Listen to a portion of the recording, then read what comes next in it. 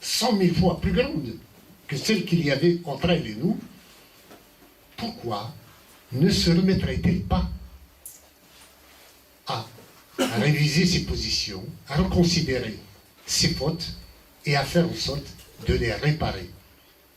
Les Kabyles avaient juré de reprendre leur souveraineté le jour où ils ont été écrasés en 1857, puis en 1871.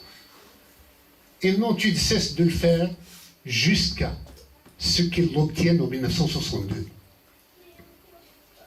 Même s'ils n'ont pas été de bons finisseurs, pour leur propre souveraineté, il n'empêche que sur l'Algérie, ils ont réussi à obtenir l'indépendance. Mais justement, à cause de ce fait, la France pense que nous avons à payer cet affront qui lui a été fait, ou cette défiance que nous avons eue historiquement à son encontre. Or, les Kabyles n'ont fait qu'essayer de reconquérir leur propre liberté confisquée. Il est temps d'ouvrir l'horizon à de nouvelles visions. Je montre dans ce livre que la France, si la France perd la Kabylie, elle ne perdrait pas que la Kabylie. Elle ne perdrait pas que l'Algérie. Elle perdrait toute l'Afrique du Nord, dont elle est le moteur essentiel sur le plan des idées républicaines et démocratiques.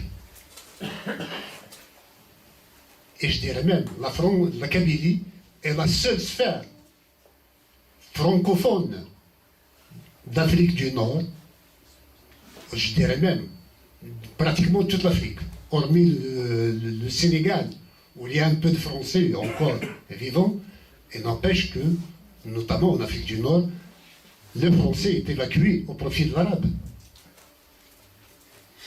Donc, si la France veut garder un semblant ou un minimum de présence et de rayonnement culturel, il faut absolument qu'elle s'allie avec la Kabylie. La Kabylie est son seul canot de sauvetage. Où il monte dedans, où il va sombrer. Si j'ai écrit tous ces livres, c'est bien entendu parce que j'ai la Kabylie au cœur.